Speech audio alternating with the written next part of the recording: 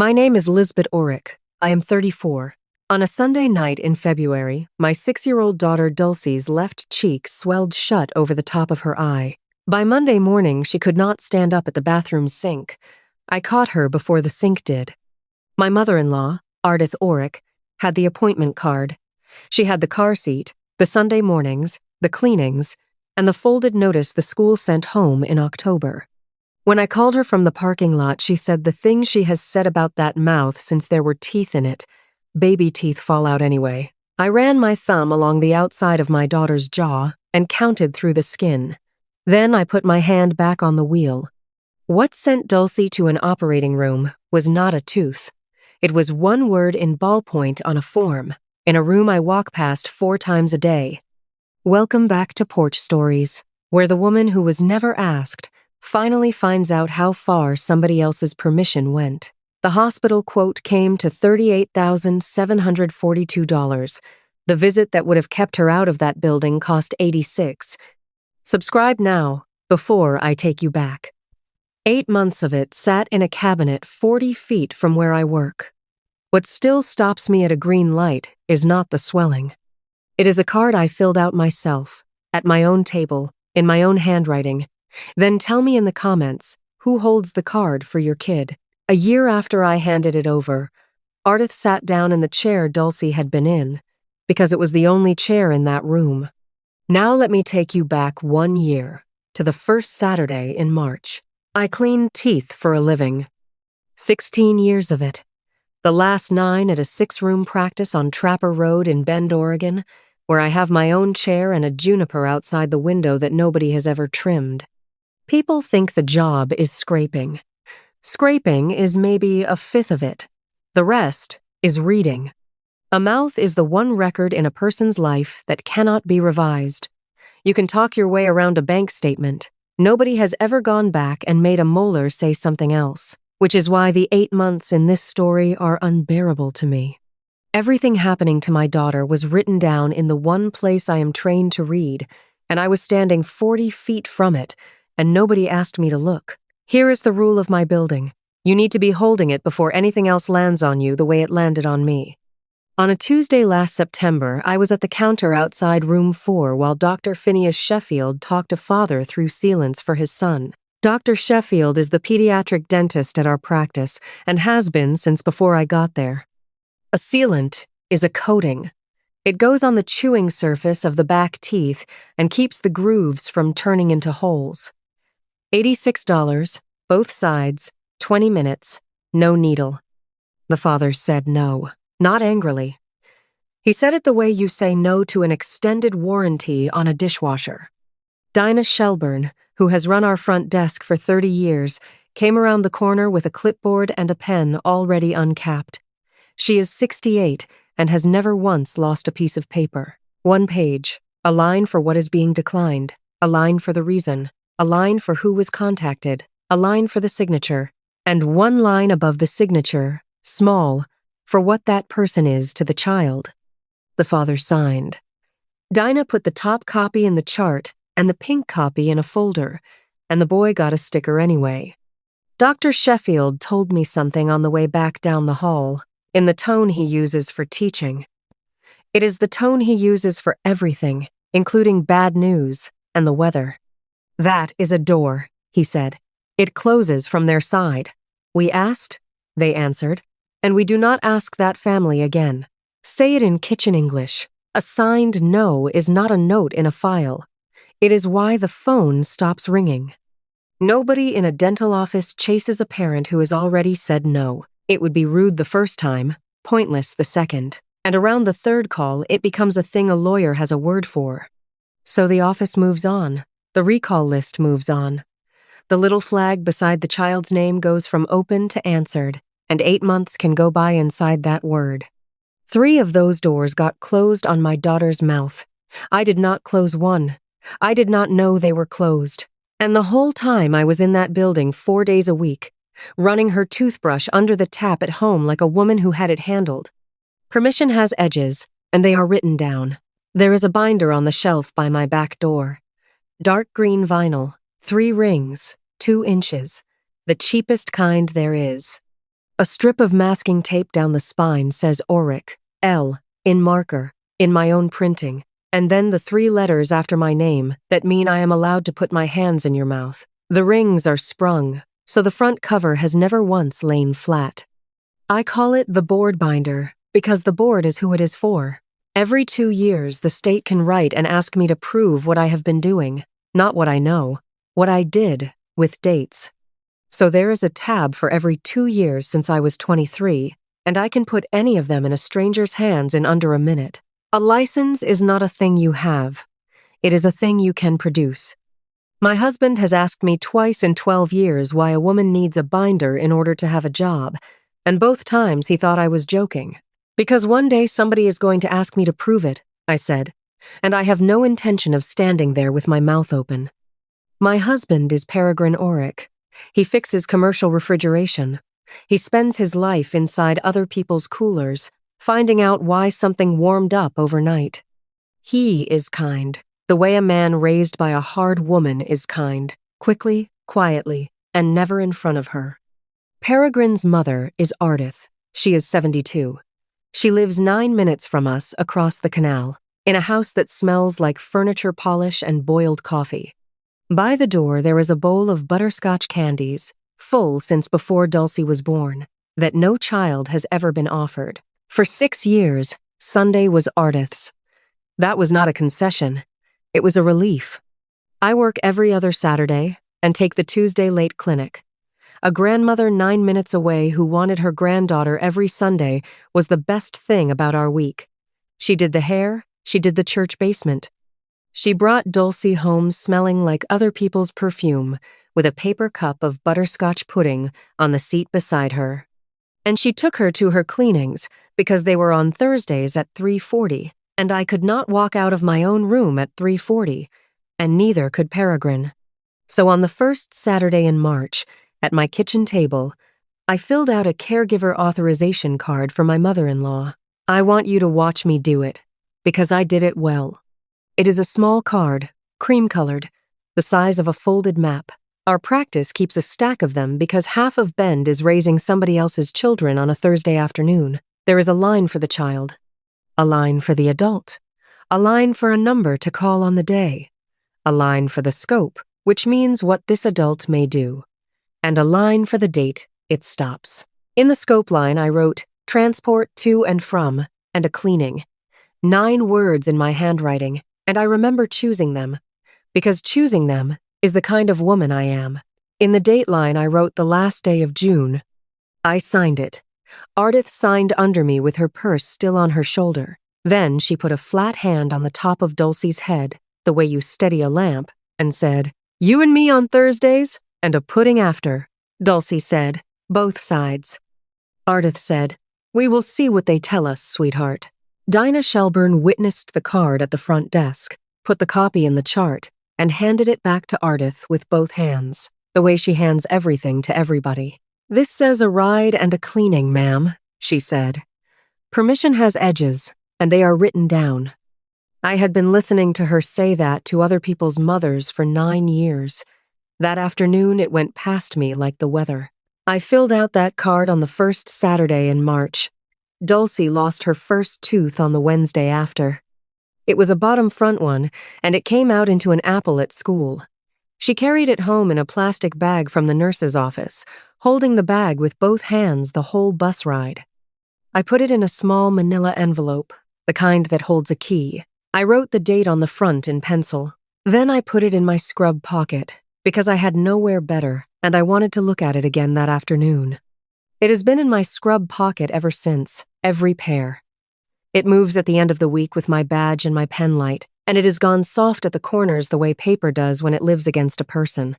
That was the good spring. That is the part I would keep. The first time I heard the sentence, "I want you to hear 6 more times tonight," we were on Ardith's porch in April. Dulcie was on the step with a popsicle. I said something about how the coding goes on next visit, both sides, 20 minutes. "Baby teeth fall out anyway," Ardith said. She said it the way you would say it looks like rain. Not cruel, not raised. A woman stating a fact about the weather, and the fact happened to be my daughter's mouth. I laughed. God help me, I laughed. It was April, she was 72, and I was standing on her porch eating her pudding. Correcting your husband's mother about teeth on a Sunday is what a person does when she is looking for a fight. If you have ever swallowed the correction because the day was going well, and you did not want to be the one who ruined it, tell me in the comments what you swallowed. And subscribe, because there is a phone call coming in October that was answered by the wrong woman, and a book 3 hours away that wrote down who answered it. Here is the arithmetic I already knew and never once did. But first, June. The coating on both sides is $86. It sits on the fee schedule between a fluoride varnish and a set of pictures. I have quoted $86 to strangers more times than I could put a number on, in the voice you use when a number is small and you want the parent to hear how small it is. It is the smallest number in this story, and the only one that had a job to do. In June, on a Thursday at 3:40, Ardith took my daughter in for her cleaning on the card I had signed. I was 2 doors down, with a retired schoolteacher in my chair and a rubber cup going. I did not put my head into room 4. You do not hover over your own child's appointment in the building where you work. Dr. Sheffield found 2 spots, not holes yet. The chalky look a tooth gets in the groove before it gives up. He recommended the coating on both sides that day, and a look from a pediatric specialist in Portland for the 2 back ones. The tooth under a 6-year-old's gum is on a schedule, and the schedule does not negotiate. That is the whole doctor part of this story, and I am going to stop explaining now. Ardith came out to the desk with Dulcie's hand in hers and told Dinah Shelburne she would talk to the parents. At my table that night, she delivered it the way you pass on a message from a neighbor. He wants to put a coating on. I told him I'd let you know. I said, good, let's book it. She said, Thursdays are getting hard for me, and reached over and took a green bean off my daughter's plate and ate it. I said it is half an hour. She watched Dulcie chew for a second. Then she said it kindly, and the kindly is the part I need you to hear. She said, that child has your teeth. That is the whole trouble, and there is no coating in the world for it. My husband laughed, because at our table that counted as a joke. Baby teeth fall out anyway, she said, on her way to the sink with her glass. Dinah takes her 2 weeks in October, every year, because her sister comes out from Spokane. 2 weeks a year, that desk belongs to somebody from the agency. And in 30 years, nothing has ever come of it. In July, I renewed the card. Watch me do this one too, because I did it badly. Dinah put the new one on the counter with a pen, and I signed the bottom while I was talking to somebody about their crown. I did not read the scope line back. I wrote it in March, and I knew what it said. Transport to and from, and a cleaning, good through the last day of the following June. Here is a thing I have learned about paper, and I learned it 4 months later in a car with the engine off. A form you sign without reading is not a form you know. It is a form you remember. Those are 2 different objects, and only one holds still. I put my copy in the board binder that night, behind the last tab, because the board binder is where paper goes in my house. It sat there through all of what came next, like a smoke alarm nobody looks up at. Then came the fall, and the fall is the part I have gone back over so many times that I have worn the tread off it. Around the end of September, my daughter started eating on one side. You would not see it. I did not see it as a thing. I saw a set of small facts with a reasonable little explanation standing next to each one. She stopped wanting apples, and I thought, 6-year-olds go off foods. I was in the middle of a Tuesday, and there is always a Tuesday. I had told her the rule myself. I taught it to her the way you teach a kid to look both ways. If something in your mouth hurts when you wake up in the morning, you come tell me right away. I said that because that is how we screen. Morning pain means something has been going on under a tooth all night. Morning pain is the flag. I gave my 6-year-old the professional version exactly, and she took it exactly, the way she takes everything. She is a child who follows an instruction like it is a handrail. In October, the school sent home a dental screening notice in her backpack. The screener comes through the first grade with a light and a mirror and about 90 seconds a child. If she sees something, The notice goes home with a box checked and a line for a parent to sign. The school nurse has done that walkthrough for 19 years.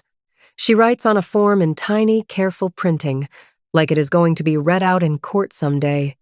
Dulcie's backpack went to Ardith's every Sunday and came home Sunday night with the papers taken out and stacked in the front pocket, because Ardith does not like clutter and never has. 3 notices went home between October and January. Screening finding. First reminder, second reminder. I did not yet know that all of it had been decided already, in one afternoon, before the first notice ever went in that backpack. All 3 came back to the school nurse signed. Now, the last thing I want in this story is a fair hearing for the fall, so let me be the one to say it. I am the parent, and I did not open the front pocket of that backpack, not once, in 3 months. That is mine. I will be carrying that one on my own back a long time, and I am not going to try to hand you any of it. But notice what a signature does, because the whole machine runs on it. Every one of those 3 notices went back to a professional woman with a signature on it. Every one of those women did the correct thing, which was to write it down and move on. The school nurse filed hers. Our front desk flagged the chart answered. Portland put a note in their book and closed the referral. 4 buildings, 4 sets of trained hands, not one of them doing anything wrong. Permission has edges, and they are written down. I grew up in a mill town at the far end of this state where the dentist came to the school twice a year in a van with fold-down steps. You got a card in your desk the week before with your name on it and a time. That van is the reason I do this job. Not because it was good. It was rushed and cold, and the light was a bare bulb in a plastic housing. It is because of the list. There was a list taped inside the door of that van with everybody's name on it. When your turn came, a woman in a white coat put her finger on your name and read it out, and then you existed. I have never gotten over how much it mattered that somebody said my name off a list. People ask why I stayed in a job where I get bled on. Because there is a list. I am the woman with her finger on it, and every day I say a name out loud, and somebody sits up. That is what I thought I was, going into February. Here is the part where I stop being that. The first Sunday in February, Dulcie came home from Ardith's at 6 in the evening and did not want dinner, which never happens. She went and lay down on the couch with her cheek against the cushion, which also never happens. By 8, the left side of her face had gone tight and shiny. By 10, she was hot to the back of my hand. The skin under her eye had gone the color of the inside of a plum, and she was breathing through her mouth with her lips apart like a swimmer. I spent the night on the floor beside the couch, with my back against it. Around 2 in the morning, she woke up.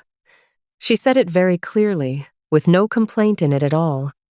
And I will be hearing it in grocery stores when I am 80. It only hurts at night, Mama. You said mornings. She was not telling on anybody. She was not asking for anything. She was reporting, the way you report to somebody whose rule you have been keeping. She was proud of keeping it. She went straight back to sleep. I stayed where I was a long time. The house made the sounds a house makes. I sat there and put together the 4 months I had been living in from the other end. It went together the way a fracture goes together when you finally look at the picture right instantly, completely, with nothing left over. She had been keeping my rule since September. Monday morning, she got up to brush her teeth, because it was a school day and nobody had told her it was not. At the sink, her knees folded. I caught her under the arms before the porcelain got her. I called my own office from the driveway at 7 to 10, Dinah answered, before the second ring, which she does. I said, Dinah, it's Lisbet. I need Dr. Sheffield the second he walks in. It's Dulcie. Dinah said, bring her in the back door. I will have room 3 open and the chair down. She asked me nothing at all. That is the first thing I want on the record about Dinah Shelburne. By 7:40, Dr. Sheffield had a light in my daughter's mouth, and I was standing where the parents stand. I have watched 3,000 parents stand there and had never once stood there myself. There is a particular smell in room 3, clove and cold steel and the sweet artificial strawberry of children's polish, And beneath all of that, the flat mineral smell of the water in the cuspidor. For 16 years, that has been the smell of me being good at something.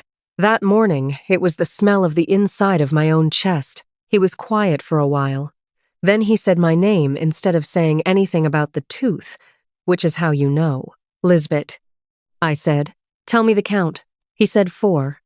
2 of them are abscessed. One of those has gone into the space beside her nose. She is going to need to be asleep for this, and she is going to need it this week. And then Dr. Sheffield said the thing that took the floor out from under the room. He said, "I want to understand something first. We recommended the coding in June, and the referral in June, and we sent the reminders. There are 3 declines in this chart. Somebody has been telling us no since the summer." I said, "No." He said, "Lisbet, there are 3 of them." I said no again. My ears went hot. My own voice came at me from somewhere outside my head, and it was not the voice of a woman who works there. It sounded like a woman in a chair at a school with a bare bulb over her. I have never once in my life said no to a treatment for my daughter. He looked at me, then at the screen. He did a thing with his jaw that I have seen twice in 9 years. He said, "Do not go into that chart." I said, "I know." He said, "I mean it. Not from your login, not from mine." I said, "I know, Phineas, because here is where this could have gone. And I want you to look at the door I did not walk through." I had a login. I had a badge that opened that filing room. I had a right to be in that record any day, for one purpose, treating the patient in my chair, 60 seconds. That would have bought me everything you and I are about to spend half an hour finding out. And anything I take is not evidence. It is only a thing I took. A record you open with your own key is a record you can never hand to anybody. Nobody asks what it says. They ask how you got it, and from then on they are looking at you instead of the paper. So I stood in a room I have worked in for 9 years, 40 feet from 3 pieces of paper with my name printed on them. I did not open the drawer. I walked up to the front desk and asked Dinah for the request form that any parent in Oregon can fill out. I filled it out standing up. I signed it as the parent, which took me 3 tries because my hand was not working right. Then I called Ardith from the parking lot. I told her the count, 4. I told her the word abscess, and the word asleep, and the word hospital. There was a pause on that phone that I have replayed about 400 times. In it, I could hear her kitchen radio. Then she said, "Well, baby teeth fall out anyway." I said, "Ardith, the office says somebody told them no 3 times. Then came the second one, the line that is going to sit in your chest next to the first all night. She said it without 1 second of hesitation, and that is the piece of this I still cannot walk around. I told them her mother already knew.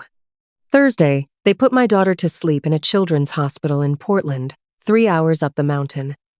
And it took 2 hours and 40 minutes. Stay with me through the hospital part. The paper comes after it. 4 teeth out. A drain in the space beside her nose. Antibiotics through a line in the back of her hand, which they tape down with a little foam board so a 6-year-old cannot pick at it. I have stood beside that kind of work my whole adult life. It is completely different from the end of the hall where the parents sit. The waiting room smelled like hot plastic and coffee that had been sitting since 5. There was a fish tank with 1 fish. I counted the ceiling tiles twice and got 2 different numbers. Peregrine held my hand the whole time and did not say 1 word. I want that in the record. He is going to say something later that you will hate him for, and you need to know. He sat there. At the desk afterward, the surgical coordinator went through the estimate: facility, anesthesia, the surgeon, the recovery bay, the drain, the follow-up. She could not find a clean sheet of paper. She turned over the parking voucher sitting on the counter under my hand, wrote the total on the back of it in ballpoint, and pushed it across. $38,742. Written on the back of a parking voucher for a garage that charges $4 an hour. Blue pen. A woman's careful loops, with a little line under it the way you underline a total. It went into my coat. That night it moved into the board binder, behind the last tab, on top of a card I signed in July without reading it back. $38,742.86. I did not do that arithmetic out loud for 4 more days. I could feel it standing behind me the whole time, the way you can feel somebody in a doorway. Dinah Shelburne keeps the records as well as the desk. In a 6-room practice, the woman out front is the woman with the key to the back, and she has had both for 30 years. She called me the Tuesday after the surgery. She said, "I have your request.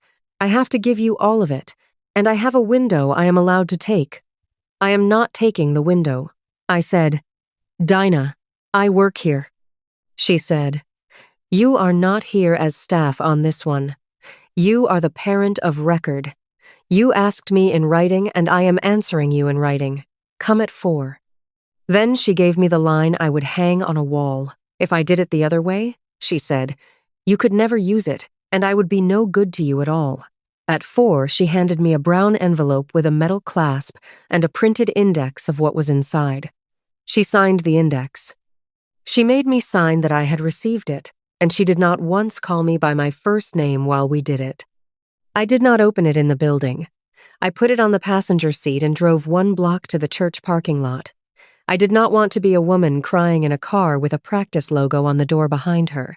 I opened the clasp with the engine off. The 3 forms were on top. Dinah puts things in the order you will need them, which is a courtesy almost nobody knows how to give. 1 page each. I know that page. I have handed that page across a counter more times than I have handed anybody a toothbrush. The first one was dated in June. Under declined, it said sealants, both quadrants. Under reason, it said, in a hand I have been reading on birthday cards for 12 years, per her mother. Under parent, or guardian contacted, in block capitals, my name. I would like to say I saw it right away. I did not. I read that page 3 times looking for the forgery, hunting for my own name in somebody else's cursive at the bottom. I had decided what the crime was before I looked, which is a thing I do, and I am telling you so that you do not. The signature at the bottom was not mine and was not pretending to be. It said Lisbet Orrick, in her own hand, plain as a grocery list. And 1 line above it, in the little box the width of 2 fingers, in the same blue pen, she had written what she was, grandmother. She wrote it truthfully. She wrote it neatly. She did not hide 1 single thing, because it never occurred to her that there was anything to hide. I turned the page. Second form, dated in September. Under declined, recall exam and coding. Under reason, per her mother. Under contacted, my name. At the bottom, her name. And above it, grandmother. Third form, dated in October. Under declined, specialist referral. Same reason line. Same contact line. Same signature. Grandmother. 3 times. In her own handwriting, in a box you cannot miss, 1 line above where she put her name, on 3 pieces of paper. In a cabinet in the building where I work, for 8 months. Nobody had lied to that office. Sit in that with me a second, because it took me 2 full days to be able to hold it. Nobody forged anything. Nobody impersonated a parent. Nobody in that chain did 1 thing a person could go to jail for. My mother-in-law wrote down exactly who she was, 3 times, in the correct box, and then said no on behalf of a woman she had not asked. And for 8 months, not 1 trained person in 4 buildings read the line above the signature. I sat there with the heat off and my breath going white. The whole disaster had been sitting in plain sight in 1 word. The word was not even a lie. Dinah's sentence. The one I had heard across that counter for 9 years and never once heard. Permission has edges, and they are written down. Nobody in 4 buildings had looked at the edges. Now I am going to give Lisbet Orrick the paragraph she has coming, and give it to her ahead of everything else I still have to tell you. If I wait until after, you will not believe I meant it. Lisbet grew up on a ranch on the dry side of this state, the 9th of 9. The water came out of a hand pump until she was in high school. She had every tooth in her head taken out at 26, not 1 at a time, and not because of an accident. All of them, in 1 week, and a plate made, and it was a present. Her husband's people paid for it, and there was a card with it. In that county, in that year, a full plate at 26 meant you had married up and were done worrying. Women her mother's age would ask to see it. Nobody in that house had ever had a tooth fixed. Teeth were not maintained. Teeth were endured, and then, at some point, surrendered. The surrender was the good part. It ended the pain and the expense in 1 week. I have watched her eat corn off a cob at my table with a plate she has had for 46 years. I have watched her take it out at night in my guest bathroom.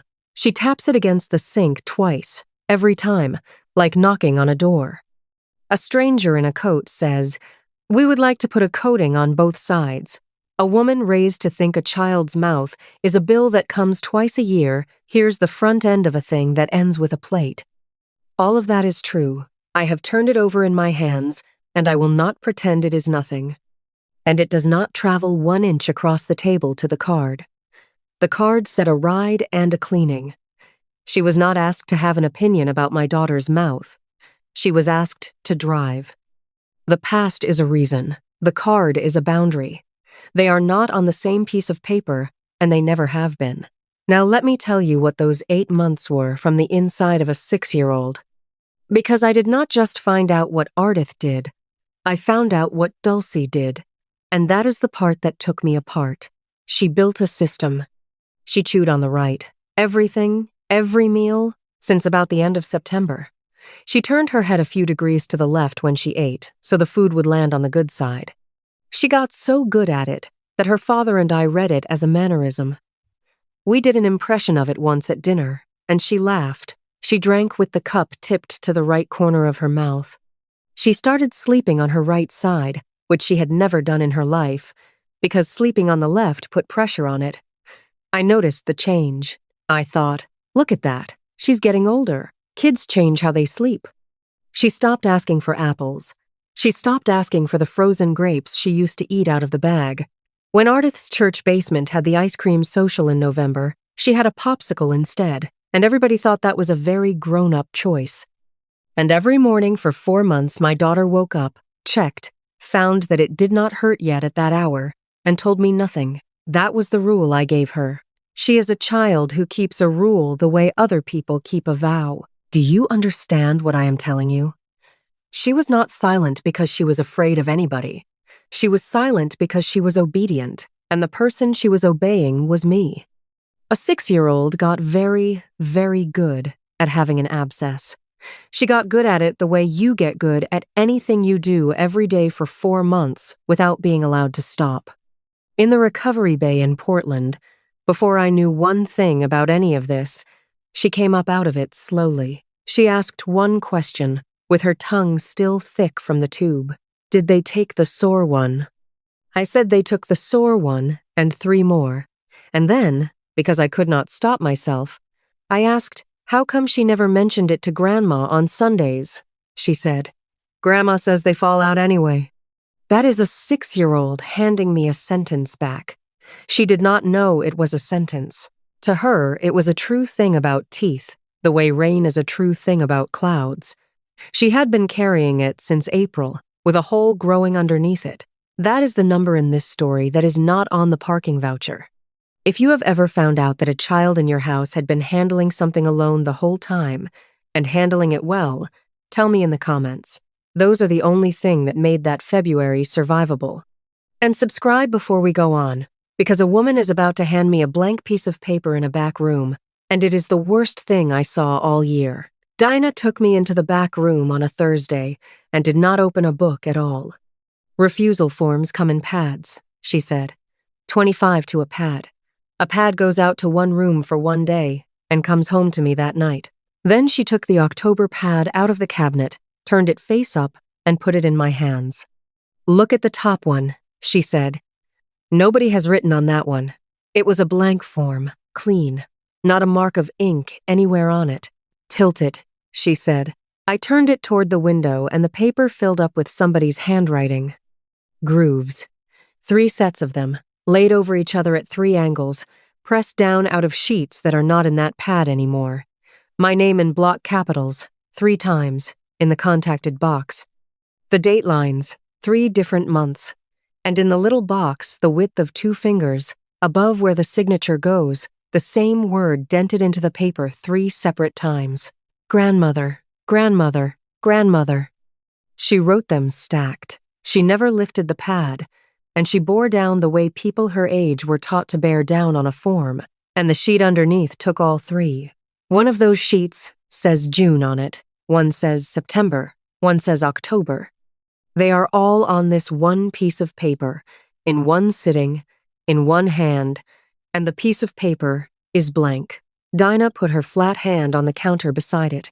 The next child in that chair, she said, would have got this form. That pad went to the front desk on a Wednesday afternoon in October and came home to me that same night, she said. I have the book for it, and the book agrees with the paper, and I would rather you looked at the paper. That night I brought the board binder in from the shelf by the back door and put it on the kitchen table under the good light. I took the marker out of the drawer and made a new tab. I wrote one word on it, Dulcie. Then I sat there until 1 in the morning with a 3-hole punch. My daughter's 8 months went into the same binder that holds my license, in order, behind that tab. 3 refusals. The card with the scope line and the date. The page out of Dinah's book, copied and initialed. The parking voucher with $38,742 in blue loops on the back. 2 more things went in after that, and they came from women I had to go ask. That Wednesday was inside Dinah's 2 weeks. The desk had the agency temp on it, a young woman doing her best in a building she did not know. I asked Dinah about that afternoon.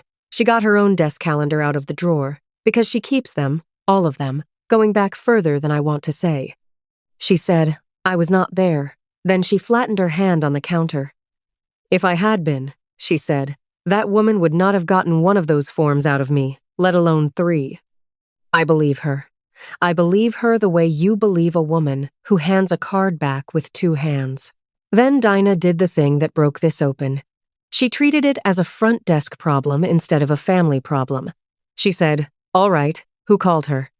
Somebody called somebody, or she would not have come in. The specialist's office in Portland keeps a front desk book who they called, what day, who answered. A parent can ask for her own child's lines out of it, and I did, in writing. On a Tuesday in October at 11 in the morning, they called the number their referral had for a grown-up on the day. A referral copies that number off the chart, and the number on the chart was hers, because I wrote it on the card in March so somebody could be reached if my kid got sick in a waiting room on a Thursday. A receptionist, 3 hours away, doing her job, asked for Dulcie Orrick's mother. She got a woman who said, this is she. Ardith has never once lied about her name in this entire story. She said this is she the way a woman answers a phone in a kitchen, and the appointment got made and canceled inside the same call. The next afternoon, she drove 9 minutes across the canal and asked the temp for the paperwork to clear all this up. That is the whole cause. A phone number I wrote in a box in March.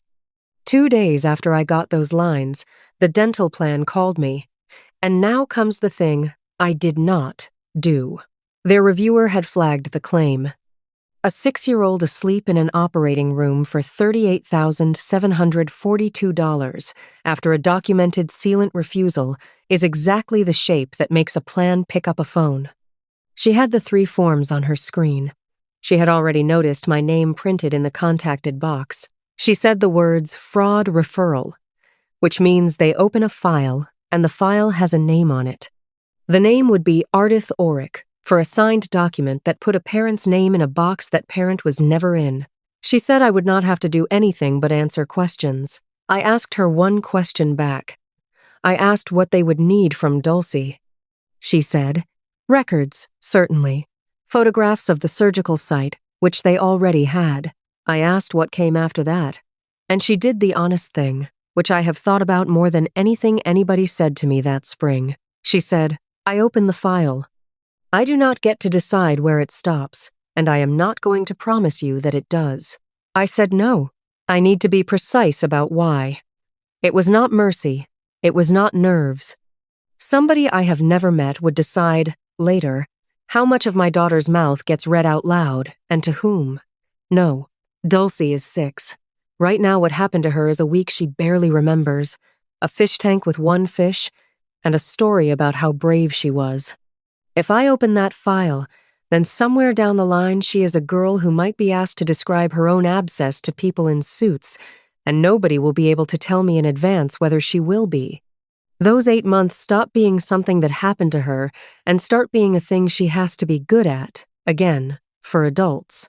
She was already good at it once, for 4 months. I am not asking her to do it twice. I told the reviewer to close it, and to note that the family declined to pursue, and to note it exactly like that. So I gave away the one thing in this story that could have reached Lisbet Orrick somewhere she would have felt it. Then I picked up the one that was actually mine, which was never a weapon at all. It was 9 words on a card, in my handwriting, that said what she was allowed to do. Permission has edges, and they are written down. I wrote these. I told Peregrine all of it on a Sunday night, at that same table, with the board binder open between us and the tabs standing up. He read the 3 forms. He read the log page. He read the scope line on the card, which is in my handwriting, which he has looked at on grocery lists for 12 years. He was quiet a long time, and I let him be. He was doing what I had done in that church lot, and I knew how long it takes. Then he closed the front cover, which does not lie flat, and held it down with his hand so it would. He said, "Okay, so we pay the $38,000, and we put the folder down." I said, "And then what?" "She still has the card. She still has Thursdays?" He said, "She's 72, Lisbet," and there it was. I said, "Say the rest of it." He said, "She's 72. She's not going to understand it, and she's not going to change. There's nothing at the end of this except an old woman crying in a room and my wife standing there with a binder. Fix the tooth and put the folder down." I have to go carefully here, because I love this man. He sat in that waiting room for 2 hours and 40 minutes and did not let go of my hand. He never defended her. He never once said she was right. He agreed with every fact on that table. He agreed on paper, and then he voted the other way, and I watched him do it. What I finally understood is that in a family, that is what voting looks like. Nobody stands up. Nobody says a word against you. They just fail to move, and the thing that was going to happen happens. He went to bed at 10. I stayed at the table with the binder open. Around midnight, I called Dagny, who has assisted for Dr. Sheffield since she was 19 and has been in my passenger seat for every hard thing since. I got about 2 sentences out. She did not say what happened. She said, "Okay, what are we doing?" That is a sentence you can build a floor out of. Dr. Sheffield set it for the following Thursday after closing, in room 3. Because room 3 is his, and because it was the last room my daughter had been in, he asked Ardith to come at 5:30.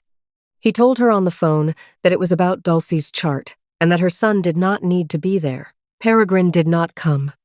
I never asked him to. At 5:20, I stood in the sterilization bay with the board binder under my arm, my thumb working the corner of it. There I decided the one thing I decided entirely by myself that week.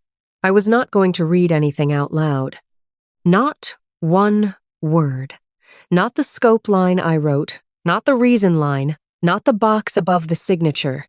If I read it, it is a daughter-in-law with a grievance and a stack of paper, and everybody in the room gets to have an opinion about my tone.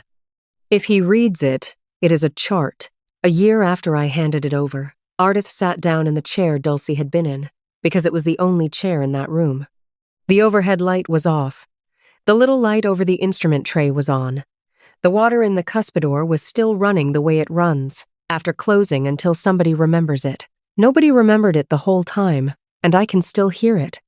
She had her good coat on. She set her purse on her lap and held it with both hands, the way she sits in church. Dinah Shelburne stayed outside the door with the file box on her hip. She did not come in, and she did not leave.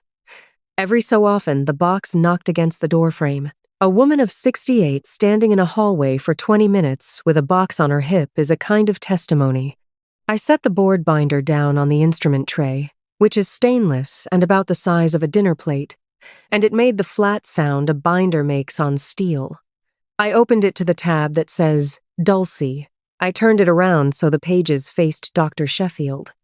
Then I walked to the foot of the chair and stood where the parents stand, and I put my hands behind my back, and I did not say one word for 9 minutes. He started with the card. He read the scope line off it, all of it, in the same voice he uses to tell you which side you are numb on, transport to and from, and a cleaning. He said, "Mrs. Orrick, is this the card you were carrying?" She said yes. He read the June form. He read what was declined. He read the reason line, per her mother, and the name in the contacted box, which is my name. He did not put anything into his voice at all. Then he put his finger on the little box above her signature.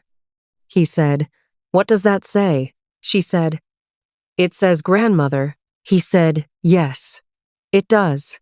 Then he turned the page and asked her the same question, and she answered it again. Grandmother. Then he turned the page and asked her a third time. Something happens to a person's face on the third one. I have seen it in that chair before, on adults. They are hearing their own mouth read back to them. The count is going up, and there is no version where it stops. She said, "I don't understand what the trouble is. I told them her mother already knew." Dr. Sheffield said, but she did not know. "Did you tell her?" Ardith said, "It was going to turn into a whole thing. That is the truest thing anybody said in that room. It was going to turn into a whole thing." Then Dinah Shelburne came in from the hallway for the first time all evening. She set the box on the counter, lifted the pad out of it, put it into Dr. Sheffield's hands, and then did not leave. He held the blank form up under the little light over the tray and turned it slowly until the grooves came up out of the paper. He did not read anything. He said, "Mrs. Orrick, come and look at this one. There is nothing written on it." She leaned in. She has good eyes for 72, and she was looking at her own hand 3 times over on a page she had never touched. Ardith said, "Well, I did them all at once. I was there." She said it like a woman who had been efficient. Dr. Sheffield closed the binder and turned it back around to face me. Then he did his part. His part was not mine, and I could not have done it, and it is exactly why I stood there with my mouth shut. He said, "Mrs. Orrick, I am going to correct this chart tonight. We do not erase. I am going to write an addendum on each of these 3. The person who signed was not a parent or a guardian. The card on file did not cover treatment decisions. The child's parent was not contacted on any of the 3 dates. These 3 refusals will not stand." He said, "As of tonight, you are off this chart as a contact, not the transport card, the whole chart. You will not be given a form at that desk. You will not be told anything about this patient at that desk." He said, "I am also going to write up how a form left my front desk into the hands of somebody who was not a guardian. That one is not about you. That one is about us.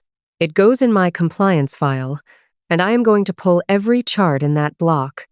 And then came the thing I did not expect, which took the top off my head. He said, "I have read past that box for 30 years.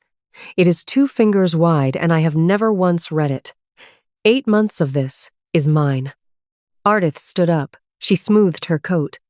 And she asked the only question she asked all night, and I have turned it over about 400 times. She said, "So who is going to take her on Thursdays?" Nobody answered that. And then she looked past him at me, for the first time since she sat down, and out came the one line I have been holding all night to hand you. "You pulled a file on the woman who raised your husband." I did not answer that either. Sit in that with me, because everybody I have told this to wants to know what I said. What I said was nothing. I stood at the foot of the chair with my hands behind my back, and I let it be in the room.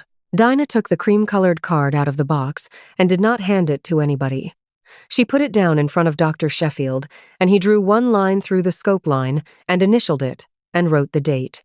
Ardith said the thing about the file again on her way past Dinah, and Dinah did not answer it either. There was no apology. There has still not been one, from anybody, and I quit laying a place for it around the middle of April.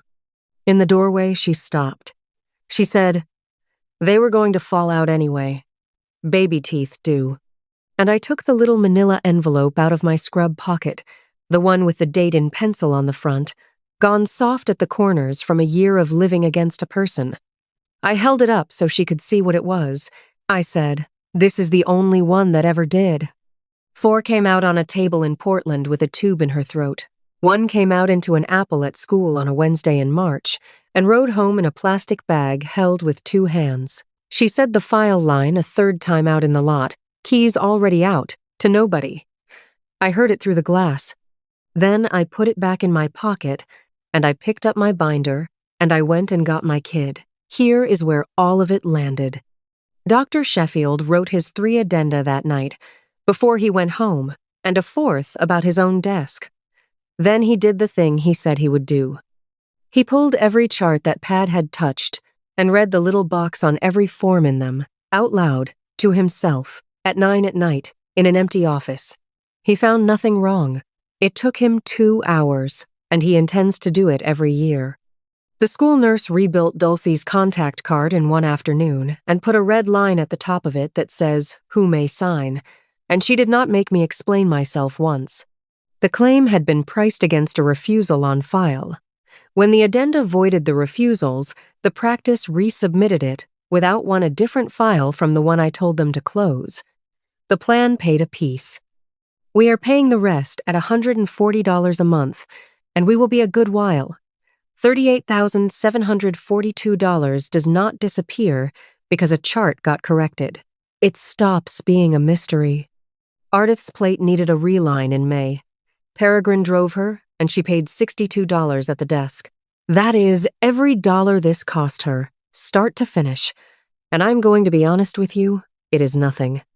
Sundays still happen. They happen at my house now, at 2 o'clock, with me in it. She has not been alone with my daughter since October, and she will not be again. She has never asked why in those words. She asked once who was going to take her on Thursdays, and that one I answered, "I am." I moved my Thursday clinic, and I take a smaller check for it, and it was the easiest arithmetic of my adult life. The cream-colored card is still in the folder at the office, with a line through the scope and a date beside it. It was not returned to her, and it was not shredded. A file that only keeps the paper you are proud of is not a file. It is a scrapbook. On the first Saturday in June, I filled out a new card, this one for Dagny, who takes Dulcie on the 2 Thursdays a month I cannot move. I wrote the scope line myself, again transport to and from, and a cleaning and a second line the old card never had. No treatment decisions, no forms. Call the mother. Dinah Shelburne read the whole thing back to me before she stamped it, holding it with both hands the way she has held every sheet of paper in that building for 30 years. Then she said, "That is the best card that has come across this counter," and she meant the writing on it, and I have kept that. And there is a Saturday morning now. Dulcie brushes. Then she sits at the kitchen table with the good light on, and I go over her with the pen light for 2 minutes. She says it out loud, both sides, every single time. "We do not do the morning rule in this house anymore. Nothing on the left, nothing on the right. She is 7 now. She thinks this is completely normal, and someday she is going to find out that it was not." The little manila envelope is still in my scrub pocket. It moves with my badge on Sunday nights. It is going to stay in a pocket until she is old enough to be handed it, and then it is hers to lose. Nobody in this story set out to hurt my daughter. Not one person in 4 buildings. That is what made it take 8 months, and that is the part I want you to carry out of here. Permission has edges, and they are written down. That's my story. A grandmother who wrote down exactly who she was and never once told me she had. A girl who chewed on one side for 4 months because I gave her a rule and she kept it. And 1 baby tooth in a manila envelope, the only one of the 5 that ever came out on its own. If somebody takes your child to appointments, a grandmother, an ex-husband, a neighbor, a sitter, go find the card you signed and read the middle of it tonight. Not the names, the middle. What it lets them do, and the day it stops.